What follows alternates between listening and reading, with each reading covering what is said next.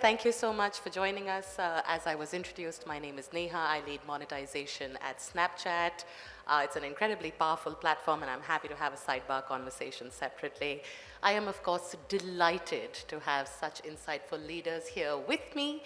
And I think the introducer, the person who introduced us, kind of talked a little bit about it, saying it's an incredibly provocative topic. Is ad sales dead? And to kick us off, I think I'm going to start with you, Mona. Microphone's in front of you. Yeah. Let's start with a quick view of your point of view on, is it really dead? So just to kind of share one thing, I think Neha had another question for me to begin with. But I requested her in the morning saying, can you please ask me this question and not the other one? Because I thought I really want to kind of speak about that.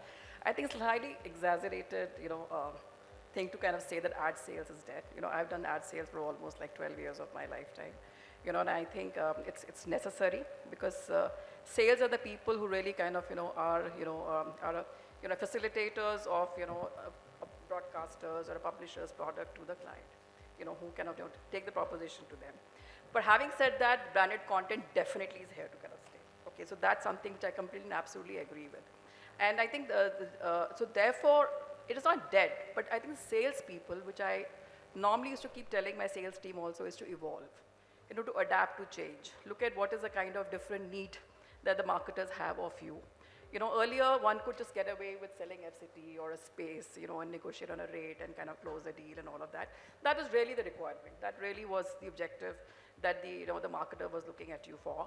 But having said that, the media has evolved itself. You actually have a video content which can be watched, your own video content. For instance, like Ashish was here, his own ZTV content can be watched by a consumer or of the brand, on television, on CTV, on OTT, on YouTube. So it's actually kind of, consumption is not happening in one particular platform. So you have to kind of ensure that you're engaging with the content in a deeper way to be able to kind of reach out to them wherever the content is kind of, placed in. That's one part of it. Second thing is, for the brands, the consumers are also becoming very evolved. They are not easy to kind of sell to. They are difficult. The competition is large. So therefore, they also, beyond just kind of, reaching out to them with reach or impressions, they have to kind of move towards engaging with them, create sentiments with them, emotionally connect with them, culturally kind of resonate with them. And to do that, therefore, they have to have a platform or a forum where, the consumer for the brand is invested in, who's spending a lot of time in. So therefore, if they're able to kind of, really organically integrate or script in that content in a very, very seamless way, they're able to kind of create that resonance, create that emotional connect, create a cultural nuance with them, and have a much higher perception or engagement or partnership with their consumer. And hence, the need for them, and I think most of the salespeople will kind of, agree with me when they say that when they meet a client, it is not about discussion on FCT or inventory, it's more about saying what solution can you provide for me to be able to engage and strengthen my bond with my consumer. So that really has become the requirement for a marketer. So the salesperson, has to therefore, have much more engaged and a more profound discussion, a more intellectual discussion, where he understands, the category of the client that he's kind of talking to, the brand challenges that they have, their geography priorities, their audiences, their consumers, qualitative, quantitative, to be able to see how it synergizes, with their content and their product. And then go back to them with a solution, which could be, pan, TV, digital, or other formats. So that's really the expectation. Now, if the salesperson doesn't have the capability to be able to hold that conversation, with the brand guys, he will lose the brand guy's interest. And if he's representing a particular network or a publisher, and he doesn't have the, the ability of being able to engage the marketer, the marketer will probably take his money and put somewhere else. So he's also losing the opportunity of the business for his own network. So therefore, very, very important, so I don't know how many salespeople are here, and I keep saying that, to my team also, that please evolve yourself. Yeah. Make the effort to upskill yourself, Make the effort to learn. There's so many formats, forums, your leaders. Reach out to them, learn better, maybe talk to the marketers themselves, really understand what the challenges are. So therefore, I think it is not about, sales being dead. It just has to evolve, to today's times. And so that's what really, my point of view, my 2 bit on this. No, I completely agree. And I think you said something that was incredibly powerful, which is we're not selling space anymore. We're almost creating movements and moments. And Satya, I'll come to you. with just a follow-up on your point of view as well, in terms of how is this evolution happening? What's your point of view on what the future of ad sales really is?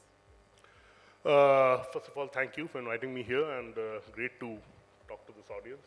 Thanks, Mona. So I would actually second Mona on that. I think all this news about ad sales being dead is not only highly exaggerated, but kind of premature. You said 12 years. I spent my entire career in ad sales, right from the late 90s. And depending on which... Just one, but I was selling for sales to my clients when I was in an agency. So I've really done sales all the time. Yeah. So essentially, depending on where you sit, 90 to 95% of the revenue that we generate is still basic ad sales, what we call plain vanilla. So, therefore, I don't think ad sales is dead or going anywhere in a hurry. However, the way I look at it, what has happened is that, this entire profession of ad sales has got a massive makeover, which is basically to be in tune with the way the language of marketing itself has changed over a period of time. And that is, that is something which is evolving, and that had to happen. And it is something that, as ad sales professionals, we have been looking at. I remember 20 years back, we put on a card that we are brand solution partners, and we changed our LinkedIn profiles. But it's not about that. It's more about changing one's mindset about what brand solutions actually is. I think that is the key to how you would look at approaching this entire thing about brand solutions. I was just meeting an advertiser in Mumbai who was a non-advertiser, and I made a pitch on what we are doing essentially at HT. And the feedback which came is very happy to note that your entire languaging has changed. So the word that he used was languaging. So that, I think, is the crux of it. How are you talking to the advertiser? Because otherwise, I will not even get an appointment with a marketer. CMO, why should he or she spend time with me unless I can speak the same language and give something which is to their benefit? So that is one basic point to it, and I would of course come to what we are doing at HT and when I explain that further. But just to, as a thought starter, I think it's very clear that this is a process of evolution towards brand solutions, and it's about, how relevant we are from the three things that we have. One is about the challenges or the problems that the marketer has. Two is what our products and assets are all about, and three is what kind of market insights or market information that we can give. And when we, kind of stitch all this together, what we come out with is a solution which definitely can work in the market. For sure, no, I agree. And I think based on just what both of you have said, and Manan, I'd love for you to weigh in here, right? I think not just the formats, not just the audience, but just the way that marketeers want to engage with their audiences, whether it is the more traditional video formats, whether it is slightly more, I wouldn't say new age. I think in creators and influencers have just been rebranded now. There are some OG creators and OG influencers who've been around for a really long time. But Manan, I'd love your point of view, just from your experience. When you think about a creator-led campaign, for example, what really sets apart a really great creator-led campaign versus, a creator-led campaign? And I think the audience would love to know, how do you sort of think about it across the funnel? Thanks a lot for the question. Thank you, eForum, for this opportunity to speak here. I think in the whole spectrum of ad sales and in the spectrum of content, the format of content absorption has changed. We were all seeing content in form of newspaper, ads, televisions, and our viewership time given to a space of advertisement was longer. One advertisement could last maybe for a 6 months to 3 months time, and that's where ad sales are very simple. You buy FCT over X number of time, optimize it over time. You buy a CPM on YouTube, run a campaign like it was. Now, when the whole content economics have come in, which is how content is observed and consumed, we're all living in the 3-second rule. We are consuming content. I think 10% of the audience must be watching reels right now, sitting out here. And that's how content is being consumed. Good versus bad content, I don't think any content is good or bad. Content is consumed, and India is a vast country. You see cringe content being is consumed vastly across the network. The biggest part that we all run as marketers and agencies, moment marketing and virality. I just feel we give too much weightage to the viral content. We don't make content which lasts over decades, like Z is making content which lasts over decades, and we know what came a year ago, and we want to stick to that content over time. When I think good content is not viral content. Good content is content which sticks with your brand and resonates with it over time. That's where you make content which is more owned content, while everything is sales and ads is a part of content also. It's what we consume as consumers than what you want to throw out as a marketer. We feel that we want the consumer to watch X, Y, Z, but if he's not consuming your content, then it's not relevant to you. No, that's a really great point, and I feel like the quality of content is such an incredibly subjective matter. There isn't a playbook, there isn't a silver bullet that says this is what's going to qualify really great content, or this is what's going to qualify. That's where we feel that content should lie in form of IPs. If you make one content and believe that's where I want to do and run away, so the times of making one TVC and one content for all is gone. Yeah. So if you make many content for all, that's where the content consumption or your brand will resonate over time with the audience. No, agreed. That's incredibly well said. I think I want to just sort of double click a little bit more on that, but kind of, Mona, come to you just from your vantage point. And, you know, I want to say you've worked across multiple categories. We were talking backstage, and I got a really great lowdown on the life and times of Mona, which was pretty incredible. But you've worked across a lot of brands, a lot of categories, and the common theme I'm hearing across all three of you is evolution, change. You know, just the formats are evolving. Where do you think there is a white space between an advertiser and a platform collaboration? And I know you touched upon it a little bit when you were talking about, you know, almost consultative sales or sales advisory. But then also we'd love to hear how that is measurable from a return on investment standpoint or a ROAS standpoint. What are those white spaces, and how do we start to think about measuring them? So your first thing, Neha, from a research point of view, and what I've been observing is, a lot of brands, especially FMCGs, in food categories, and others, are really expanding themselves, to tier 2, tier 3 towns. They're also kind of, the national brands, for instance, exploring newer markets, and many times, they kind of believe, that when they are getting into a new market, or they're kind of fighting, for their share of voice or their, their revenues or targets, just kind of making a to resonate and connect with the audiences there, geographically in the smaller towns. Just, by making probably a communication which is, vernacular or in their language, or probably taking, celebrities or, influencers, who belong to that particular region is good enough. And they'll be able to kind of really, connect, deeply, with them. Culturally. But having said that, whatever inciting that we have done for a lot of brands, in the smaller marketplaces, there are lots of these local legacy players, who are operating. Those products are being used by families on generations. It's very difficult to kind of really penetrate the kind of affinity, the kind of preference, or the kind of emotional connect those brands have. So while the national brands could be pretty big, with hefty, monies to kind of spend in the marketplace.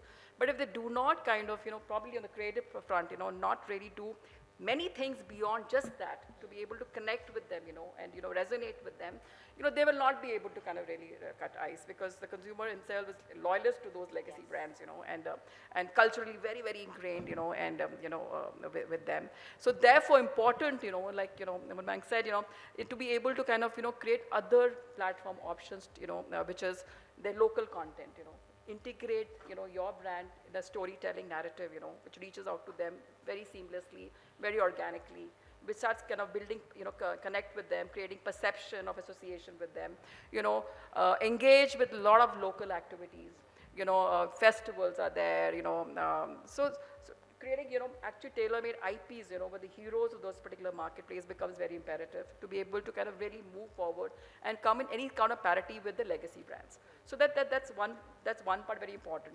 The second thing is on the measurement thing. I have to really tell you this. Now, suddenly, most of the briefs that I actually get, because there's a lot of content association happening by the brands, most of the briefs that I get from the brands is on impact studies or on BLS, which is brand-led studies, saying what is the kind of impact or perception score going for their brands, or building up, by associating with a particular content. Is it working for them or not? And basis that they take a decision to stay on with the content or kind of, or move out of it. And interestingly speaking, I'm working with two big broadcasters on similar projects from their end. So when they are launching, reality programs or programs where they actually have brands coming and doing active kind of associations or integrations or brand connects, they themselves are kind of mandating studies, to really figure out how the brand has been able to really build a perception, vis-a-vis when before the association with the, with the brand, how their top of mind has gone up, how their, the brand disposition towards the brand has kind of, moved and increased and improved, Using that particular data as an ammunition for the sales team to go and have a conversation with the brand saying, look, wow, you came on board with us. We are not just talking to you about reach and impressions and millions and all of that, or saliency or OTS. We're talking to you about engagement, building sentiments, emotional connect, for the brand. And this is what association of the program or the content on my platform does for you. So measurement has become increasingly important, and it's a non-negotiable, it's almost like a non-negotiable thing, with the brands, because there is a money going in and they really want to have the actual proof of impact that they're creating with those associations, and would they should they stay or they move on from that. So those are the things which kind of really, and therefore I can go back to the same point saying that the salesperson therefore should be able to kind of really can read that data, interpret their data and be able to communicate, intelligently, in the language, like Satya said, is the marketer expecting you to talk to him, and then you will be engaging with him, then you will be actually being, given repeat business for your network and your, platforms. No, for sure. I think a couple of things that you touched upon, right? Firstly, very hard to break generational comfort. Yeah. And that's going to require very bespoke solutions. But those solutions need to be measured in a way that are familiar. And that's the dichotomy right there. We've got to figure out how to do things differently, but report them in a way that feel natural and measurable. Absolutely. But keep increasing the efficacy of the reporting.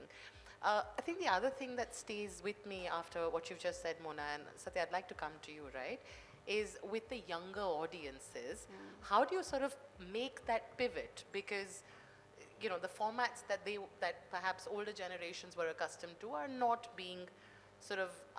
as widely used by the younger generation. So Satya, my question to you is, now that the younger generation is perhaps moving a little bit away from traditional formats, how are you thinking about making sure that there is resonance, there is results, and there is continued movement making with that generation? Yeah. So at Hindustan Times, we are uniquely placed because we do have 4 very strong platforms with which we go and reach out to people. So we have, of course, legacy print in Hindustan Times, HD City, Mint, Hindustan. We have this entire digital piece which is growing in a big way. So all our assets are doing, and of course the news assets as well as the others. Then we have the audio piece, which is Fever, and we have, in fact, Fever is now the largest podcasting company in the country. Not many people know that. And then we have this entire connect with our on-ground activations as well. So thought leadership, bespoke, whatever you call it. So many of them happening across. So that, that is, something which we use very effectively for reaching out to younger audiences. What I have seen in my experience, not just at Hindustan Times, but earlier also, there's a stage in life when one goes towards content of a certain nature, So it's, when you're maybe, 15, 16, 17, you're not that much into reading content of a certain this thing, but the moment you enter where you are really competing out there or you're getting into your first job, that's when you start reading seriously about news, about business, about, these kind of things are happening. So when you talk about formats, we figure that, many people are coming and reading newspapers in that age group, 20, 21, 22 kind of thing, especially Mint, where, there are instances where now colleges are saying that, why don't you read Mint or, ET, etc. So that's where things are coming. But having said that, of course, we are looking at how do we create content which is of a certain nature, which reaches out to the younger audience in various ways through all our formats. HT, of course, has Pace, which has been there for years, which introduces younger people to content at a very early stage. We have programs ranging from, so I don't know whether most people know this, we have this Hindustan Olympiad, which reaches out to 600,000 students from class 1 to class 12 every year, which is, something of a, record as far as Olympiads are concerned. So that's an engagement activity that we are having with kids. And that, introduces them to the world of content because it's all about, how you're getting into competitive stuff. We have, essentially so many events happening fresh on campus. So, a lot of ways in which we reach out to younger audiences. And so that content is served. And of course, digital is another, another platform where we are curating specialized content for them. So that is, what HT is doing. And and in order to get to advertisers, we have this, what I call the 5C framework, where we look at the context, where we, look at brand KPIs, we look at how we connect from insights, we look at how we create a solution, communicate it, and then very importantly, calibrate it, what Mona was talking about, measurement, etc. So whenever we are going to any audience, and especially the younger audience, we do, take care of this entire 5-step process to see how that solutioning takes place. So that's how we are dealing with that. Wow, that's incredible. And I feel like, just from what you've said, there's a lot of creative thinking that's going behind how to sort of make sure that there is relevance and resonance. And Manan, I think I want to come to you now, because while we're staying in this creative theme, right? When you think about ROI, for example, how big a play do you think creative, immersive formats and the way that we engage audiences, how much do you think they matter? See, creativity and performance, if you treat them opposite, they will never go well. If you treat them as partners, they will always be brilliantly mapped together. And that's what you build for Scroll, you build for the platform, it will always work very well for you. Content has to play an important role when it comes to ad revenue also. If your content is not good, you can put $1 million behind it, it won't work. So content and performance works hand in hand. Saying that, you also have to build for the platform. Your content can be superb. If you're not running that ad for the platform, the content is being consumed at, there's no point of building the best campaign and winning awards around it. It has to. Our finalist is here. Hi, come, Laksh, have a seat.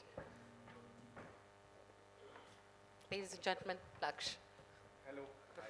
Apologies for Can we get another microphone for him, please? Thank you. Sorry, Manan, go ahead. So content to build for the platform will certainly work. If not built for the platform, will not work. Going hand in hand, performance and creativity works brilliantly. Treat them as enemies, they won't. I love the way that you've put that. Treat them as enemies and they'll just not work. Because, sometimes you get, so as an agency, clients come to us saying we want performance campaign and they only want to focus on media and forgetting that the creative plays a equally weightage to the whole piece. They're going to spend $1 million on that, but will not spend even 1/100th of the spend on building a creative, which will work for the and there's no introspection on that.